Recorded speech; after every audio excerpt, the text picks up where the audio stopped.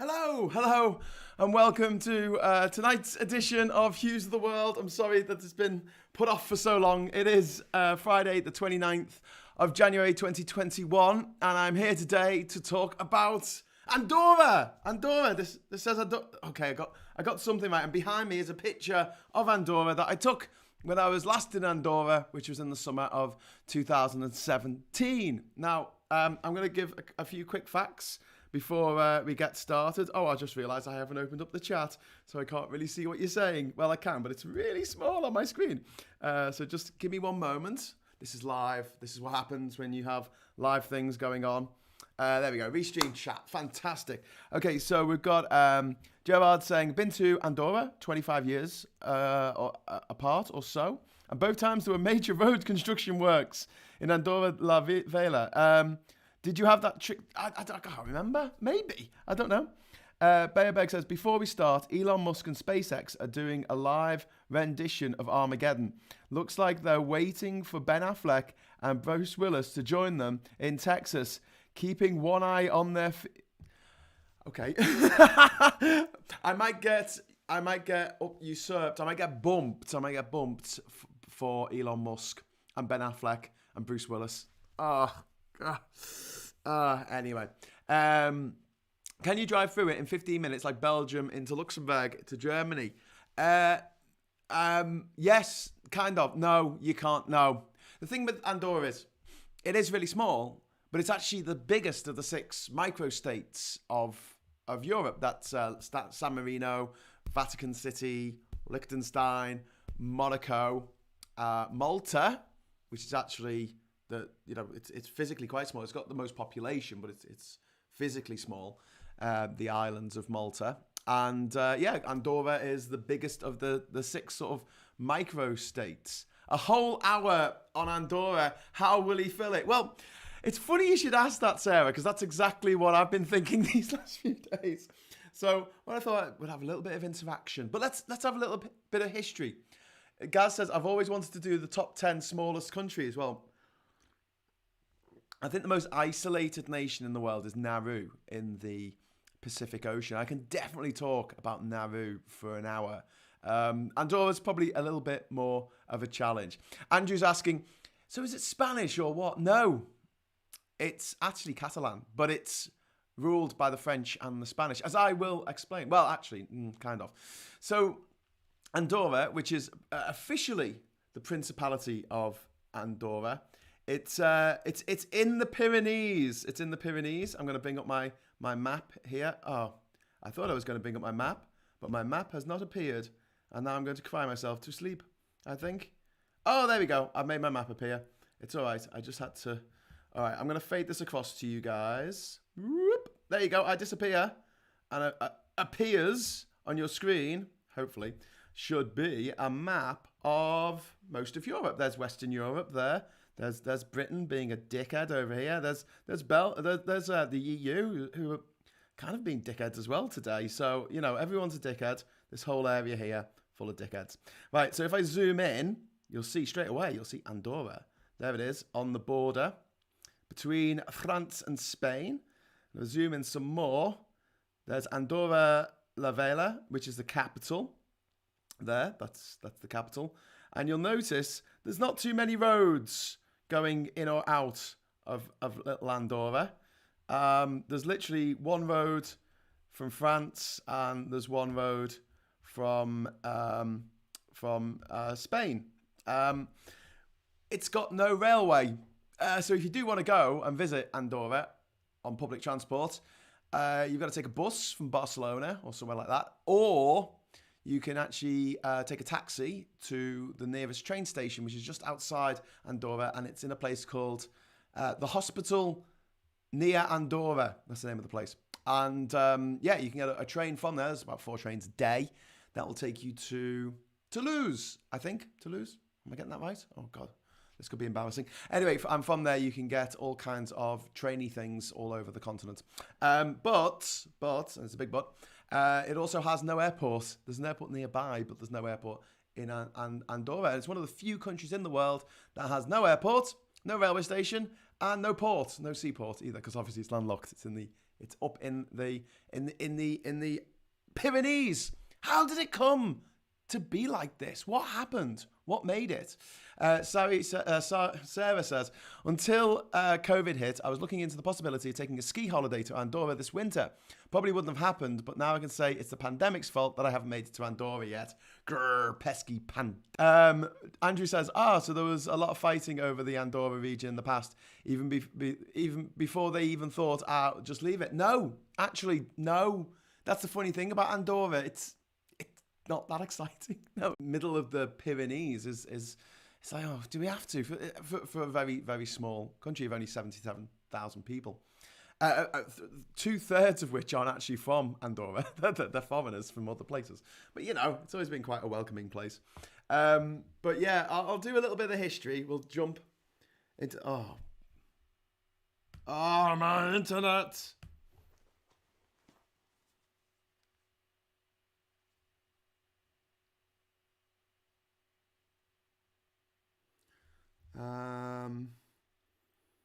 Dun dun dun. I'm back on.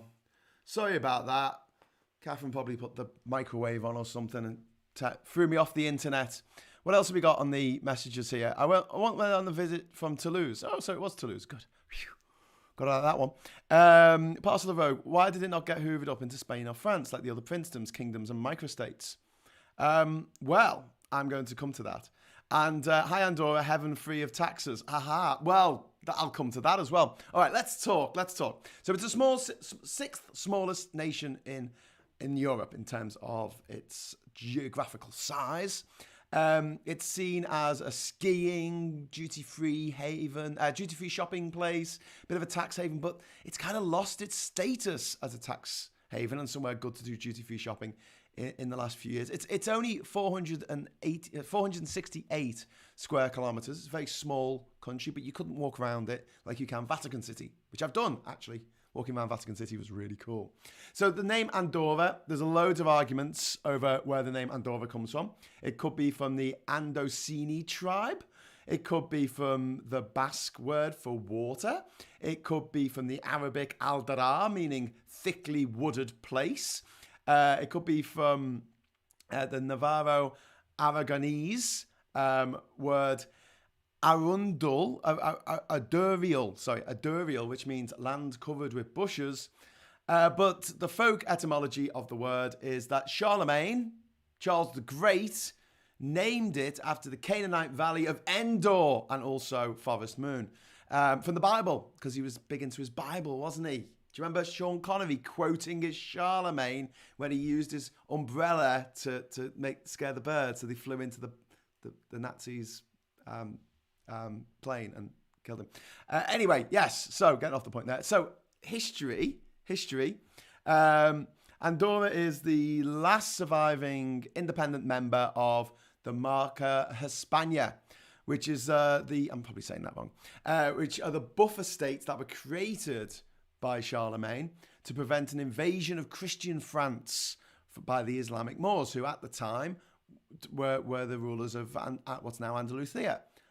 So you've got obviously the Alhambra in Grenada, and also the amazing not temples, the cathedrals in Cordoba and in Seville, which were mosques, and then there were churches, and there were churches, and there were mosques, and then there was another churches. Andorra's been around for a lot longer than that, and the actual pass over the Pyrenees dates back to 9,500 BC, apparently. So, due to the relative isolation of the country, you need good walking legs to get up to it. So, Andorra's existence took place outside of the mainstream of European history mostly, with few ties to other countries. Even the ones it was next to, kind of, but I'll come to that. In the 9th century, Charlemagne's grandson, I think it was his grandson, a guy called Charles the Bald, which is a fantastic name that someone might have just made up, but apparently. He was named the Count of Urgell and the Overlord of Andorra. A descendant of the Count later gave these lands, including Andorra, to the diocese, or the area that a bishop is in charge of Urgell. The first written document that mentions Andorra is from 839 AD. In the 11th century, the Bishop of Urgell placed himself under protection of the Lord of Caboet, who was a Catalan nobleman. Later, the Count of Foix, which is a French town in the foothills of the Pyrenees, so it's north of Andorra. I stayed in Foix overnight. I might be saying it wrong. It's Foix. If someone's better at French than me, can correct me. I think it's like encore un fois, like more Foix, because it's such a cool place. You can get a bus from Foix, actually, to Andorra the Vella. It's only about €10 or something. It's pretty cheap. Anyway, so the Count of Foix became heir to the Lord of Caboet through marriage in 1208. And basically, there was a dispute between the Catalan bishop and this count from southern France over Andorra. So this conflict was resolved in a typical Andorran way in 1278 by the signing of a deal. Always good to have a deal, isn't it? Saying the sovereignty from henceforth shall be shared between the Count of Foix and the Bishop of Urgell, which is in Catalonia. So that's it. That's pretty much how it stayed until today. But obviously, a little bit of tinkering around the edges, which I'll come to. But that deal is still in place to this day, till 2021. That deal that was signed in 1278. It's still going.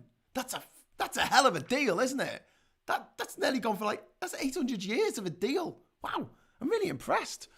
Welcome to the History Channel's best documentary here. That's from David. Thanks very much. I appreciate it. A lot of distinctive Celtic music around there. Small bagpipes and bouzoukies. Andrew McCoy says, I bet Charles the Bald has had a head full of hair and they had a twisted sense of humour back in those days. Yeah. Charles the Bald, is that Larry David? Andorra exit, eh? Yeah, let's get started on that. Settled by not fighting. No, they just had a deal, I think. I mean, come on. These like villages in the mountains. What are they going to do? But yeah, so brilliantly, this deal, right? Which I'd love this still to be the case. I don't think it is, but it was at the time. Andorra, in return for its governance and this shared governance between a bishop from Spain, what's now Spain, and a lord from what's now France, the Andorrans had to pay an annual tribute to the co-rulers, consisting of 4 hams, 40 loaves of bread, and some wine. I just love the fact that they just put some wine. I mean, just if you go out to the supermarket, get us some wine. Doesn't matter what it is or how much of it is. We just need some wine. Thank you. And Andorra's borders have remained unchanged ever since that deal. So 1278, big red letter day for Andorra. It came into being, and it hasn't changed much since. And it's managed to stay an independent state, which is quite remarkable in itself. Again, probably because it's up in the mountains and difficult to get to, which helps. And it doesn't have that much strategic importance. There are other passes over the Pyrenees, which are easier to traverse. And at the very west of the Pyrenees, or the very east of the Pyrenees, and it's not a strategic goal. It's not somewhere like a port or somewhere that controls the straits into a big, the Mediterranean or something like that. So, where was I? Talking about Andorra. Well, I'm going to say that there's two. I said there's some tinkering. Okay, so Andorra was briefly annexed to the Crown of Aragon. Now, let's talk a little bit about Catalan and Aragon. So, Catalonia and Aragon, there was this area which was around Barcelona, and then there was an area a little bit further away from Barcelona, but still in the top right-hand corner of what's now Spain, and that was called Aragon. And that area basically annexed Andorra briefly, twice, in 1396 and 1512. I guess then they walked away. That's all that's said about that. And they're trying to find a lonely planet that has actually got loads of information about Andorra in. I thought maybe if I looked into Spain, Lonely Planet, there'll be something about Andorra or the France Lonely Planet, but there isn't. The best thing you can do is have a Mediterranean European Europe. This is from the 90s. This is my book from the 90s, or the European Lonely Planet, which has 50 countries in it. So obviously, and Andorra gets about like 3 pages. It's a bit embarrassing. So it's like it was not there, and then it was there, and that's the history of this wonderful place.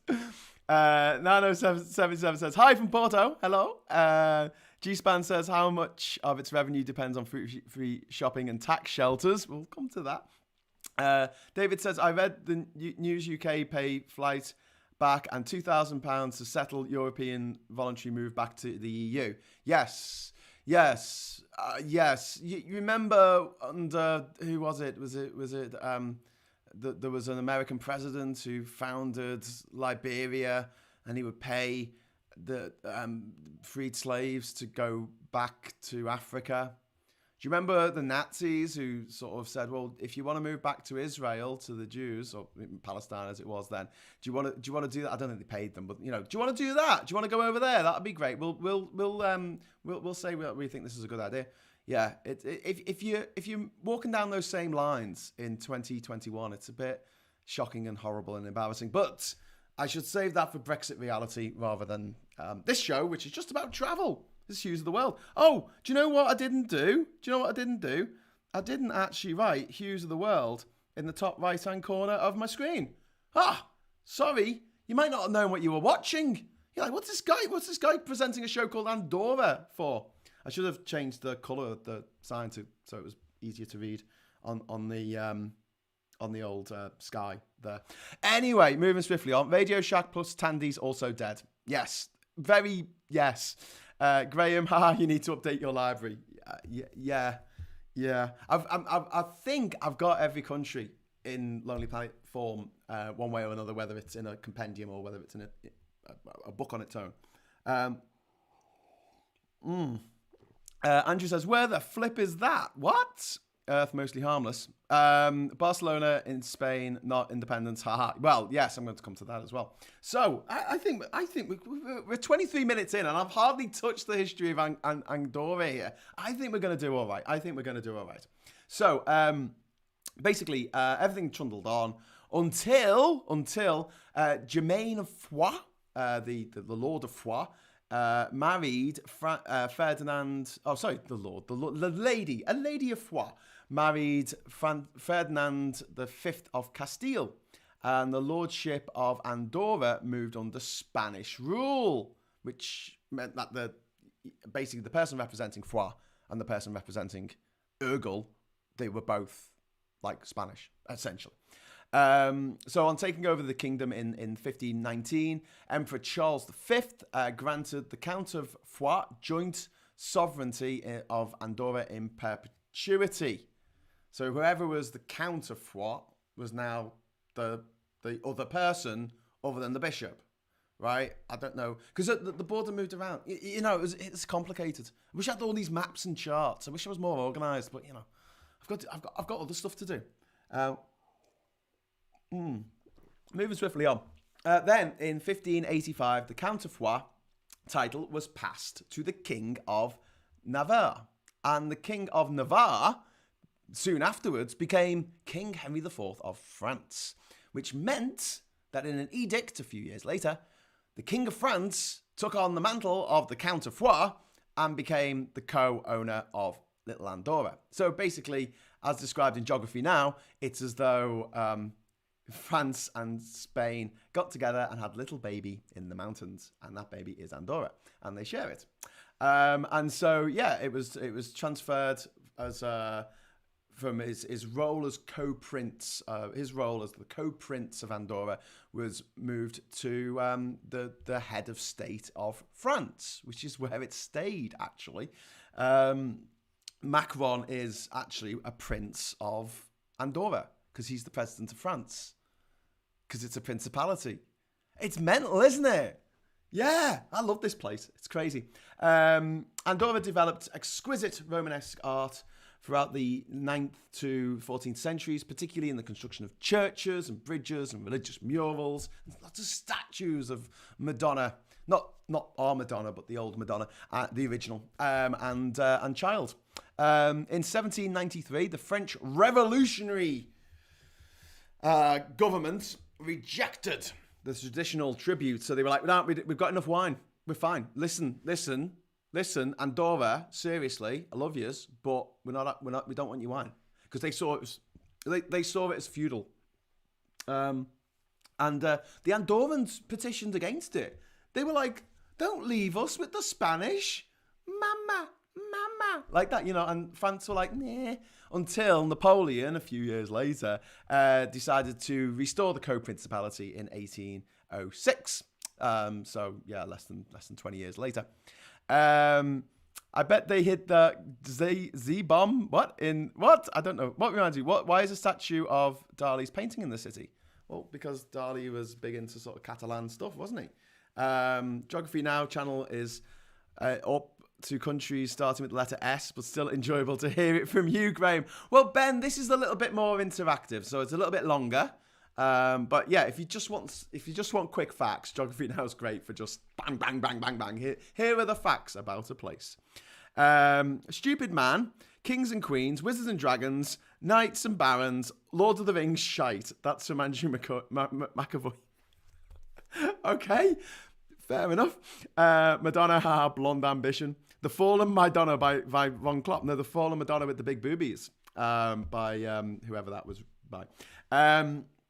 Okay, so where was I? I was in the 18. I think it was around the beginning of the 19th century, the 1800s. So it got annexed actually in 1812. It was an exciting year, 1812. There was a big retreat from Moscow. There was an overture. There was a war in America called the War of 1812, which resulted in the capital being overrun by lunatics from who wanted to overthrow the American democratic system. They were lunatics in Britain, by the way. But imagine that. Imagine if the White House was white because they had to paint over the scorch marks from the fire when the British tried to burn it down in the War of 1812. Anyway, something else that happened in 1812 is Catalonia got annexed, and it included Andorra. They got annexed by Napoleon, basically. And then in 1813, 1 year later, it got unannexed. So that was a fun year. I don't know, mate. Well, I don't know what they did. They were like, hey, we've got some wine. Do you want it? What do we do with the wine? Napoleon, what do we do with this wine? Anyway, during World War One, wow, jumped a bit there, haven't I? Andorra, so nothing happened, pretty much. No, there was a renaissance in Catalonia in the 19th century, but Andorra just trucked along. I mean, it's just a small place. It's got one road coming in, one road going out, depending which way you're going. I mean, So during World War One, Andorra was fighting on the side of the Triple Entente, which included France and Britain and Russia, which was great. But, here's a big but, it was omitted from the Treaty of Versailles. I'm so sorry. I mean, Andorra, you're adorable, right? Your name is almost adorable, and yet they missed you out of this treaty. So, technically, Andorra remained in a state of war with Germany all the way from 1914 to 1958. So when the Second World War started, Andorra was already at war with Germany. So there you go. In 1933, France occupied Andorra because of social unrest, because they were having elections or something. I don't really get that one, but they buggered off. And then on July the 12th, 1934, an adventurer called Boris. I hate that name. It's a good name for a spider, I think, and that's about it. An adventurer named Boris Sosiref issued a proclamation in Urgell declaring himself Boris I, sovereign prince of Andorra, simultaneously declaring war on the Bishop of Urgell. He was arrested by Spanish authorities 8 days later. Got to be accurate, and ultimately expelled from Spain. So there you go. That's what happened to Boris, the very, very brief monarchy of Boris I. Lasted a week and a day. Between 1936 and 1940, France stationed detachments of troops in Andorra in order to keep out influences from the Spanish Civil War, which was raging, and also Franco's Spain, which, During World War II, Andorra remained neutral. Although it was technically still at war with Germany, but whatever. And it was an important smuggling route from Spain into France. The French resistance used Andorra as part of their route to get airmen out of France. In 1943, they had the first execution of the century. Yeah, not since the 19th century that they had an execution. So there's this guy, and he killed his two brothers, I think. Basically, they said, right, we're going to sentence you to death. And they went, well, what's the legal way of killing people in Andorra? And they're like, we have to garrote them. What? It's like, no, we have to like put a thing around their neck and strangle them. And they're like, okay, is there anyone in Andorra, population 70,000, is there anyone here who is a professional garroter? And everyone just sort of looked at each other and went, no, no one here has the profession of garroting people. What are you talking about? You're mad. So they executed him by firing squad. But that wasn't the legal method of execution, because the legal method of execution was being garroted, like being jumped by a ninja. I don't know. Anyway, that's just more of Angola's wonderful, crazy sort of thing. Parcel of Rogue says, in a war, never start on the same side as Italy. Sagak says, he sounds bigger jackass than Boris Johnson. Yeah. Boris the fat wanker. Come on, it was the one war. Andorra saw World War II coming. Yeah, fair enough. Parcel of Rogue has put Boris, the first clown prince of posh knob. Franco, not nice. No, I'm going to come to Franco in a bit. Andorra the Explorer. Oh, guys, I like that. Andorra the... Oh, that's what its new name's going to have to be. The dude says, hi from Amsterdam, Napoli. Hello. How are you in Amsterdam and Napoli at the same time? That's insane. Together with Nigel and Boris, they are evils. Yes. Yes, David, they are very much evils. Anyway, so long and impoverished lands with little contact with their other nations, apart from, France and Spain, for obvious reasons. After World War II, Andorra hit a home run of considerable prosperity through developing its tourist industry, because Andorra's got some of the best skiing in the Pyrenees. It really does.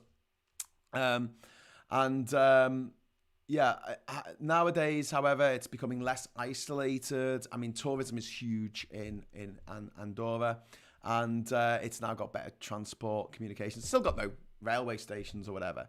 And its political system has been modernized. So it's not as sort of weird, old-fashioned as it was. But I hate to break this to you, but you know how it's a bit shocking that Switzerland didn't give women the vote till the 1970s?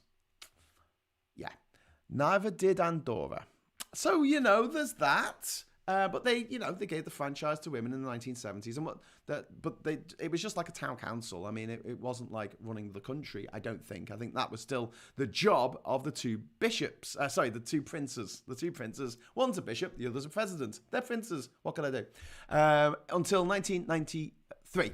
1993 is another red letter year for Andorra. It's not only got a new constitution, became a lot more democratic, so that the bishop and the president of France had less say in what was going on. They had a directly elected council that would look after the country in its own interest. It also joined the United Nations.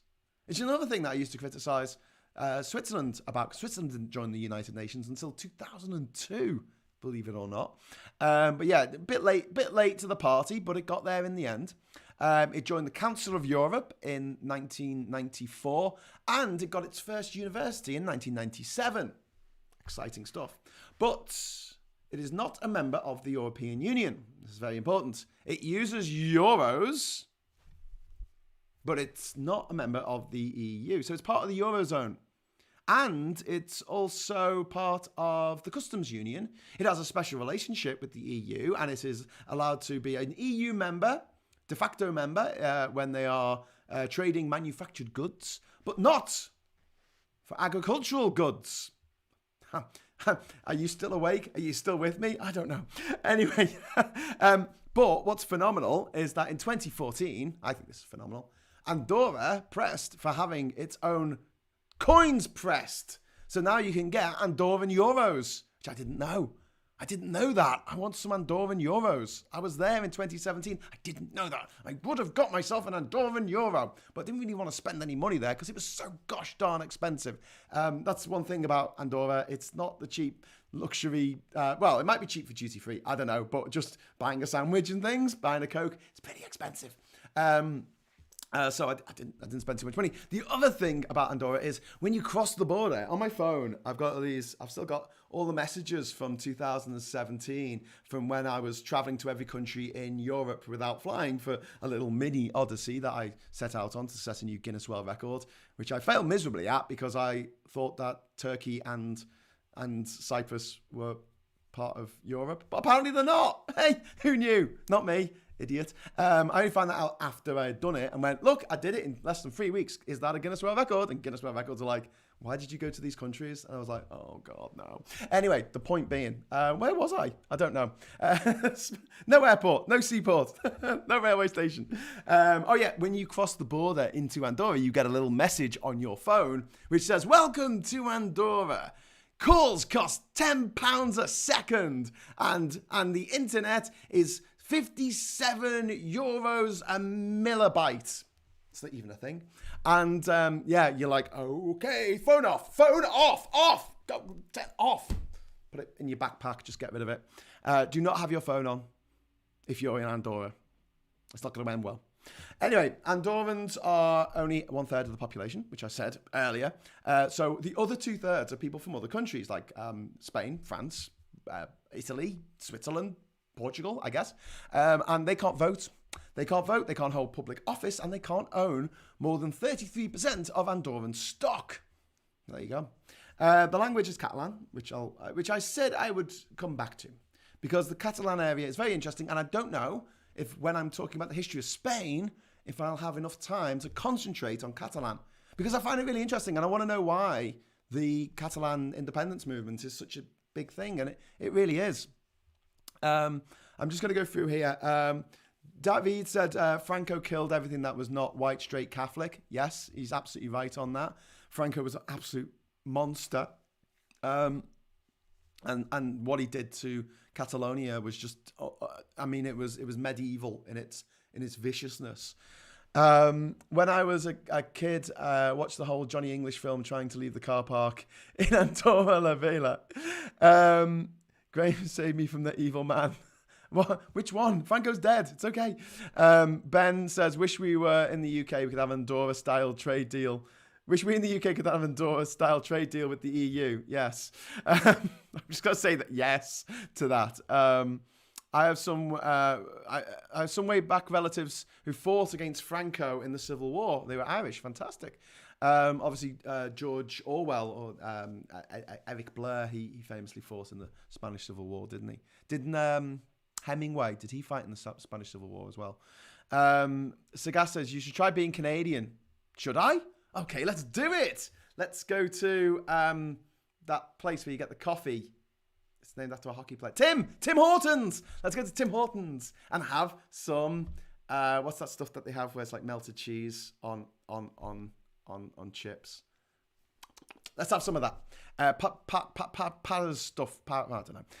This is what we deal with in roaming charges literally everywhere in the world. It's why I never used international roaming and buy local SIM cards. Well, I buy local SIM cards everywhere. And we used to have free access to all the countries in the EU if we had a British SIM card. But I mean, it's now at the behest of the mobile phone companies. So if they decide to turn around and say, no, you're not doing that, we're going to be in a lot of trouble. We're going to be in a lot of trouble. So let's talk about Catalan for a moment. So basically, Andorra's history is quite closely related to the history of Catalan, because the Bishop of Urgell is part of Catalonia.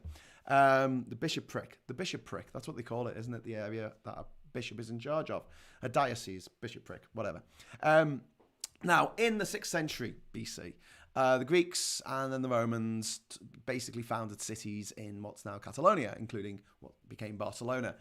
Big maritime commerce, and Latin, the language of Latin, became Catalan over the years. And things blundered on as they often did, and it was kind of like, you know, they had a bit of a, they had a bit of a large dynasty at one point, of you know, connected city states around the Mediterranean. It was all quite exciting and cosmopolitan. And then in the 9th century AD, you're going to think I'm making this name up.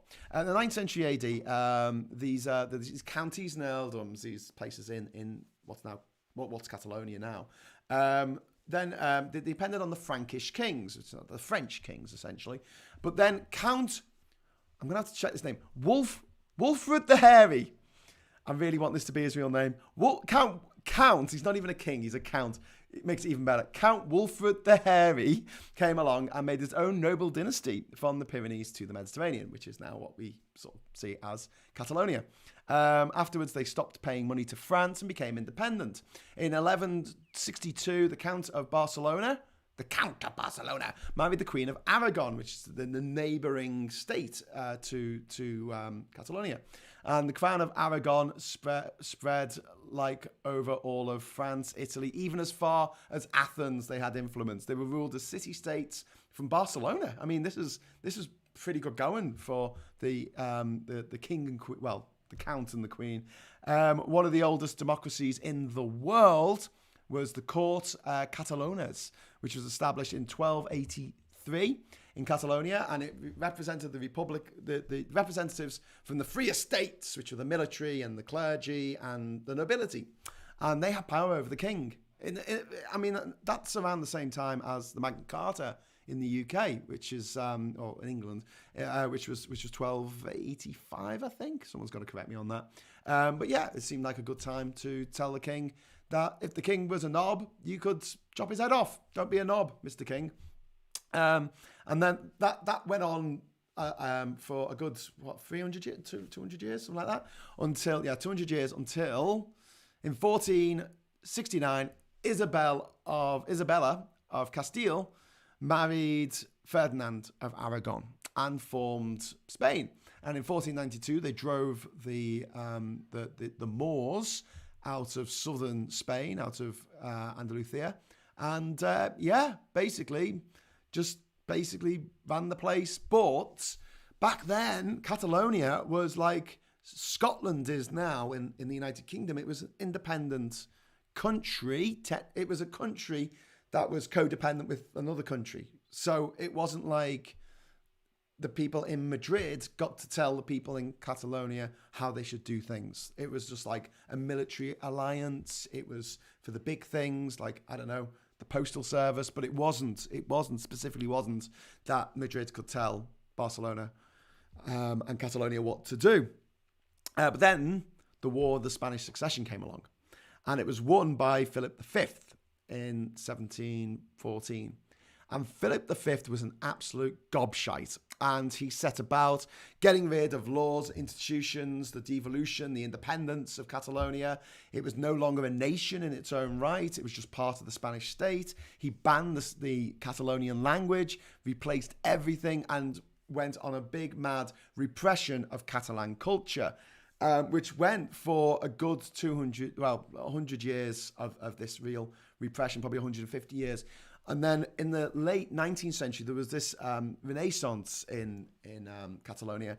Art, literature, architecture, as seen by Gaudi's amazing edifices in Barcelona, which are just incredible, like the Sagrada Familia Cathedral, which is still not finished. They're still working on it. But then in the start of the 20th century, Catalonia started getting fledgling powers again. And it was a bit of, there was a new leader in Madrid. He was a bit of a knobhead. Then they got rid of him, and they got more powers. And then Franco came along, and there was the civil war that ended in 1939, and that was it. Basically, again, just like under Philip V, the Catalonian language was suppressed. The Catalonian culture was. They tried to stamp it out because they wanted everyone to be Spanish. Bayerbeck says, can we get content like this on the History Channel? I'm kind of tired of ancient aliens. Well, yeah. Anyway, Franco ruled Spain with an iron fist. And like David says, he persecuted any minority group who wasn't white, Catholic, and straight. And he was one of the most brutal dictators of the 20th century, which is saying something because there's a lot of competition in that category. And then eventually, after his death in 1975, Spain became a more independent country. And as it gained its independence and the Catalan region regained its ability to be itself again, obviously these historic injustices play heavily in the Catalonian mindset. Don't forget, Catalan is the richest area of Spain. It's compared with its proportion of its population to the amount that it contributes to the Spanish GDP. I can see their point. Okay, I can see their point. But Spain, as part of the constitution that came in after Franco had been deposed, he died, didn't he? He was never deposed. After he died, it said that Spain is indivisible. And Catalonia signed up to that. And that's the excuse that, oh no, you can't have an independence referendum. I don't know how that's going to play out. I really don't. Whereas Scotland, I feel, has a very, very, very strong case for independence right now. With Catalonia, I think a lot of other countries are looking at it going, oh, don't know, don't really want to get involved in this. There's too much history. There's too much. But I think the best thing that the Spanish could do really is massive amounts of devolution power to Catalonia. And I don't know, it's a difficult one because if the more power Catalonia gets, obviously the more they're probably going to say, well, it's within our rights to declare independence. Surely any country stays together on a voluntary basis. Well, obviously the South of America didn't, the South of the USA didn't, because they tried to secede from the Union and there's a big war. So yeah, but I guess it's different for every territory, isn't it? Like Scotland entered the Union with England to create the United Kingdom of its own will. It decided to do that. It decided to dissolve its own parliament. In fact, England asked the Scottish, 100 years earlier, England asked the Scottish king to be their king. He became the first king of the United Kingdom. It's... Actually, no, it wasn't the United Kingdom back then, was it? It was Scotland and England separately. So he was James VI of Scotland and James I of England. And James II of England was James VII of Scotland. Interesting fun fact, if we have a King James of England anytime in the future, he'll actually be James VIII, even though England has never had a king called James before, because it's whichever ordinal number for Scotland or for England is the highest. And that was established when Elizabeth II took to the throne in the 50s, and people in Scotland were like, we've never had an Elizabeth I. What are you talking about? She's Elizabeth I to us. And it went so far as like phone boxes with ER2 written on it. The two got chipped out. Anyway, right, oh God, I've only got 10 minutes left. The time has flown. David says that repression comes because Catalonian had liberal democratic ideology contradictory to Franco. Yeah, David's completely on the money there. Gaz is saying, I love the way they improved Cafefe? No, coffee. Christian says, what happened to the History Channel in an hour with okay content and it always ends up with aliens, did it? Yeah, it's really embarrassing. I mean, popular history. Yeah. I blame Alex Jones. The numbers he managed to pull suggested content like that one might be a good way to sell ads. Yeah, just make up some bullshit. This is all true, by the way. You can check this out. You can read up the history of Andorra and Catalonia yourself if you want to. Obviously, everyone will have their own opinions on where things should be at the moment and whether they are or not. Something that I wanted to address that some people have already said is tax havens. Is Andorra a tax haven? Well, it's funny you should ask that, because technically, no, it's not. It's no longer on the EU's list of tax havens. It used to be. And it's no longer on the OECD's list of tax havens. It used to be. It was removed in 2009. So in 2012, 10% business tax was introduced, but you don't get double taxed. So if you have a business, the business will have to pay 10% tax, and when you pay yourself dividends, you don't have to pay tax on the dividends. So there's no double tax, right? So it's a good place to have a business. And when asked about this is interesting. Okay, so when asked about like, we want you to charge more tax because obviously it's not good for other countries if foreign companies can set up in Andorra and not pay much tax. To which Andorran's representative basically said, "But we don't need the money. We've got no port. We've got no airport. We haven't even got a railway station. What are we supposed to spend the money on? We don't need the money. We don't need the tax money. We've only got 77,000 people live here. What's wrong with you?" Which I think is an hilarious thing to say. It's like, we don't need your taxes, so just, have a good time, I guess. So it's technically not a tax haven, and it's not on any blacklists. I don't think it's on any blacklists. It's definitely on the EU one and the OECD ones, which are the only ones I checked before doing this. But also it's been criticised for some of its banking secrecy laws, along with Switzerland. But I mean, tourism. Dickheads like me. I've been to Andorra 4 times now, I think, in my life. Tourism brings in 10 million visitors annually. So this is a country of 77,000 people, and 10 million tourists turn up. Just insane. Tourism is 80% of the GDP. So that explains a lot. So I first went to Andorra in 1985, and I was wearing a Ghostbusters t-shirt, but it was a Spanish Ghostbusters t-shirt. So it said it was called Stop Phantoms or something like that. I don't know. It was in Spanish. And we were in this clapped out old motorhome. So when I used to travel around Europe with my parents, we were always camping. It was in a motorhome. And my dad would never book anything in advance, which is a trait that I picked up off him. It was just on the day, you turn up and you see what's available, which is great because sometimes you end up getting a last-minute room in a veritable palace, and other times you have to sleep on a hammock in the middle of a chicken shed. But variety, Anyway, so we're up in the Pyrenees with this in this old camper van. And it was old at the time. It's not obviously that was a long time ago. But no, it was an old, early 70s camper van, and this was the mid 80s. And we're coming down the mountain from Andorra, and we're listening to Harry Chapin, who's the guy who wrote Cats in the Cradle.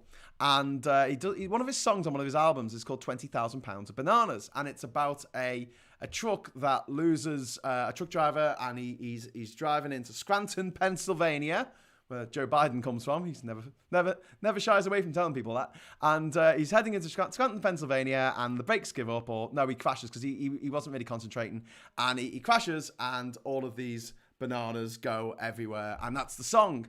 So while this is playing on the stereo, the cassette player in the motorhome, my dad goes, oh, the brakes have failed, and we're like, what? And he's like, yeah, it'll be fine. Just engine braking. Handbrake, engine braking, and he managed to bring us to a halt coming down this freaking mountain from Andorra. I was 6 years old. I was little white shorts and a Ghostbusters t-shirt. I was terrified, and that was my overwhelming memory of Andorra. There's an adorable picture of me which I should have dug out, but it's in my parents' house in the bottom of a big box of photos. But it's me and my brother and my mum and my dad at the sign saying "Welcome to Andorra" back in 1985.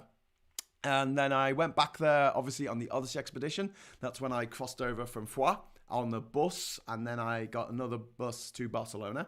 And then I went back on the Eurodyssey expedition. I think I went through there once driving, but I just literally drove through. But I went back there on the Eurodyssey expedition when I was just going to the countries of Europe. And that time, me and Cricket, we were traveling together, and we got on a bus all the way from Barcelona. There's buses every hour or every 2 hours from Barcelona airport. And you can get on that bus, and then that'll take you to Andorra del Vella, the capital. And from there, we got a taxi to the nearest train station, which is in France. And from there, got the train, which was on time. It's brilliant. And that train took us to Toulouse. And then it was an overnight bus from Toulouse to Nice, I think, or Marseille or somewhere. Anyway, right, moving swiftly on. Character building. Well, you go there, crashes. Well, you go there. Have I crashed again? Sorry. B&O passports are now invalid in China, Hong Kong. That's some Charbox. Yeah, I read about that. We'll talk about it in Hughes at 10 o'clock on Sundays. Andrew McCoy says, sorry, don't mean to spam. Seriously though, how fucked are we on a scale of 1 to 20? 20 being the road, 1 being unicorn abound sunlit uplands and maintaining what we had before the ref.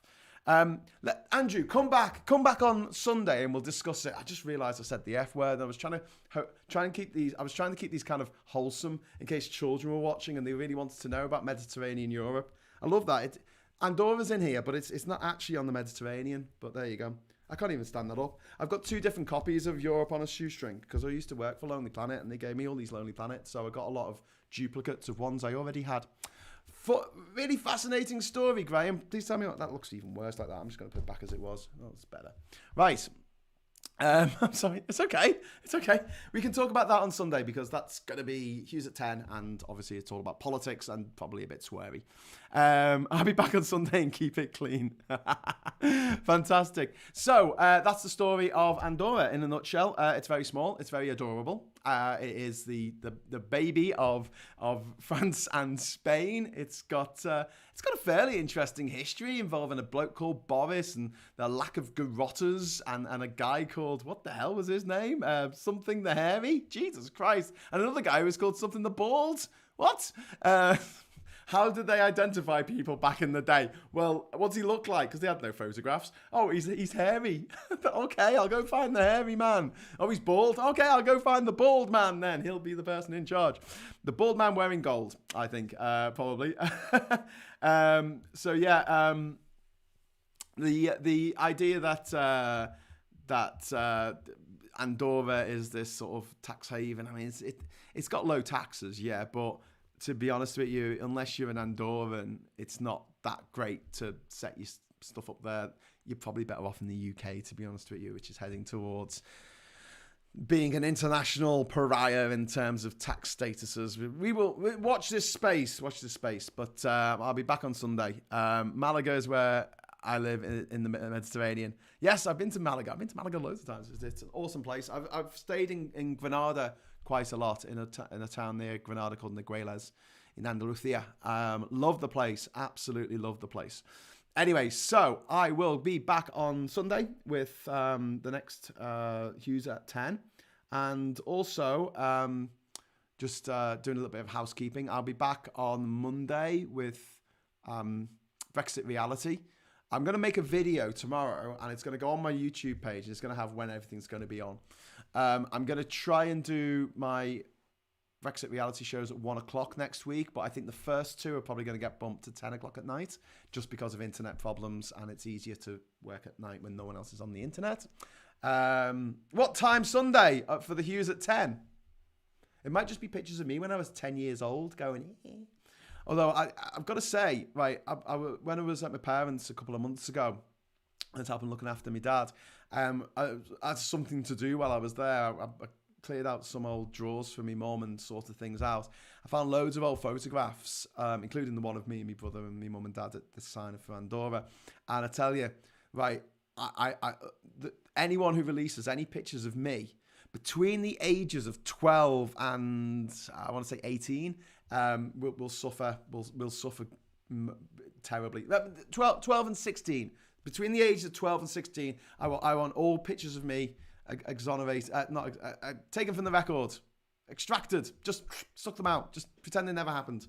Jeez, I'm so glad that I wasn't a teenager in the age of social media. Whew, dodge that bullet. Anyway, Brexit Central says it was snowing in Toulouse when I can't remember the year. Maybe 1977, 78, spent New Year's Eve in a restaurant, indoor fireworks were let off. Oh, fantastic. I was in Caucasan, I think it was Caucasan, in France on Bastille Day, and they had all fireworks for it. It was fantastic when I was a kid. Ragnar Lolbrog, the Viking, means Ragnar with the hairy pants. To be fair, you have switched around time for these streams. Yes, I know. But I'm planning to make it continuous very soon.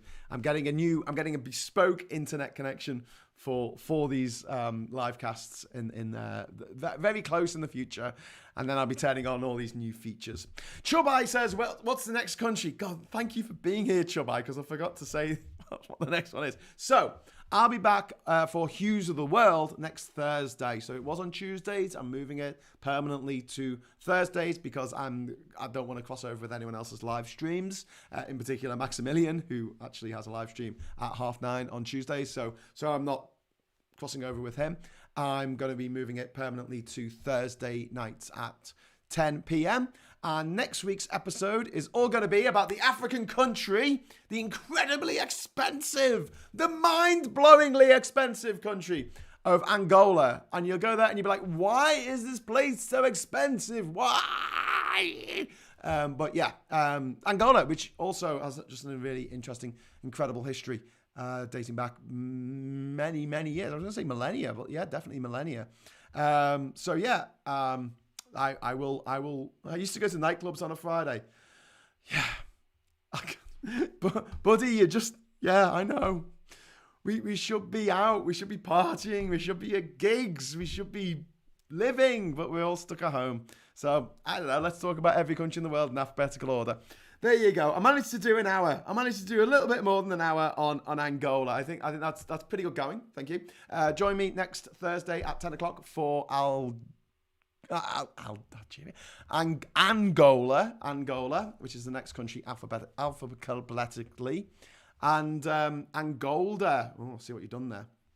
For a moment, I thought you were going to say that Angola's history dates back millions of years. Well, it's funny you should say that. Well, because it probably does actually, but not as a country. Right. Anyway, so I'm going to say cheerio. And what I say at the end of these podcasts, they were running over roofs of cars in the centre and cars were blasting horns. It was mad. Andorra, you melon. What? Andorra? No, Angola. The next one's going to be Angola. This is Andorra. Oh, these live shows are great. I don't know where I am anymore. Right, looking forward to Angola. Alex Morgan's got a couple of flags there with the old... it's not a hammer and sickle. Look really close. It's a machete and a cog. But it's done like a hammer and sickle because of the Soviet influence in the 20th century. Oh, God, there's so much to talk about in Angola. So let's come back. Let's come back here on Thursday, 10 o'clock, Angola. Be there. Until then, fair winds, traveller.